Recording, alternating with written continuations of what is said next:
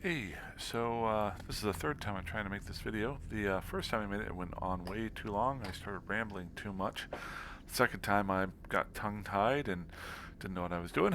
So the third time I'm going to try here. Third time's the charm. You may have seen in my last video that I was going to be trying to make a new ship for living out here in faction warfare space. And the ship that I chose to start off with is the Executioner. Uh, People might wonder, well, why are you using an executioner? And I came up with this kind of breakdown here, and I'm not going to go over them specifically, other than read them off real quick, kind of some points that I wanted to shoot for. When getting ready to fly a ship, you only want to fly what you can afford. You can only want to fly those things you're willing to risk. So even if you can afford something but you're afraid to fly it, never fly afraid. It's like never playing poker afraid. You'll lose every single time. Learn how to fly the ship the way it's supposed to be flown before you get funky with it. What does that mean? Uh, like a perfect example is this ship. It's an Amaran ship. It gets bonuses to beam lasers. Somebody might say, well, I'm going to fly an Amaran ship and I'm going to put projectile guns on it so people won't know what I have. Well, don't do that until you learn how to fly a ship correctly and then start messing with it a little bit. Um, Fourth point would be recognize what you're good at. What are you good at flying? Make that your base. And then recognize what you're bad at. Recognize what you want to work on. Always have something to fall back on so you don't get too frustrated, but then challenge yourself. That's what those two mean. And then really only fly something you're going to have fun with. A long time ago when I used to play EVE, I got really embroiled with mining and things like that. At this point now, as you saw maybe in my earlier videos, I could have jumped into a mining barge and made a bunch of ore to make ships. I'm not jumping into a mining barge ever again, or at least for quite a long time. I did enough of that. It's like whenever I used to collect comic books, loved comic books, I will never buy one ever again. I've got other things to do in my life. Right now, I've got other things to do in EVE. It's PvP. So, why use an executioner? Well, there's two things that an executioner does. It tackles, and the second, at least less important, is it scouts. I'm not going to be tackling anything. I'm going to be flying on my own. So, I want to use it for the second part. How does it scout versus the other ships in Marin space? Well, let's look at them. This is your Crucifier. It's just a regular warp disruption ship. It's not really used for this type of thing.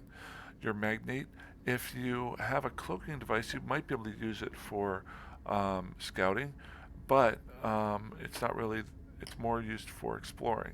And to use a cloaking device, you have to have an Omega account. Here's the Executioner that I have. As you can see, it's one of the lowest priced ships in EVE. Another bonus. There's three other ships here. Your Inquisitor, which is your roll bonus of helping armor repair other ships, so that's definitely not going to work. The last two, and these are two ships that I'm going to move on to down the road, but not right now, both your Punisher and your Tormentor. These are really good combat ships. In my estimate, the Tormentor is really used for PvE. It has two drones and has some decent armor and shields for a frigate. And the Punisher is really used for PvP. I've seen a lot of those out here in faction warfare space. It has bonuses to armor resist and is very good at one-on-one combat. But what I want to do is scout. And why am I using the Executioner?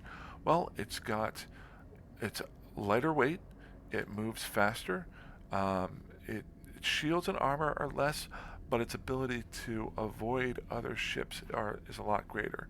And we'll go in here, and maybe I've got a little bit of time left. We're at 4 minutes, so I'll go a little bit longer. So just to give you an idea as to why this is better for what I'm looking for at the time, let me just pull up each one of these ships. Good. I'm going to go into their attributes. This is what you want to look for. And the other part too is, as you're trying out all these ships, you can get used to them so that whenever you see them out and you want to fight them, you have a better feel for it. So again, some things I want to look for an Executioner. If you look here, less armors, less shields, definitely can't do as much damage as the other ships. But here's the first part. Inertia modifier. It affects the acceleration and turning speed. So the lower this number is, the faster you can turn and accelerate. So it's at 2.85. The other two ships are at 3.1 and 2.9. So it moves and gets way faster. Second most important, another, not even second, just as important, if not more so, your signature radius. Smaller ship values increase the time to lock onto this target and assist it in evading enemy firepower and detection by probes. So this one's really important because it allows you to hide from probes, but also when somebody's trying to lock you down, you can get away faster by the lower this number is. So right now, like the signature radius on this is 31 meters. The Tormentor, 35 meters. The Punisher, 37 meters. So if you're just looking to scout, each one of the factions has ships like this.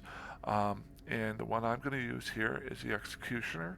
I'm going to use it for a while just so I get lay of the land. I'm really trying to figure out my new home. Then I'm going to build it, probably a Tormentor, and after that a Punisher. I'm going to keep those blueprints here and keep working them out. And I'm just going to keep experimenting. And the more experimentation, the more you learn the game, the more you learn about the ships that are around. And you know what, I'm sure there's stuff I'm missing here. I am not an expert, but this is just something like a new player looking at the game might want to look at real quick to get an idea for.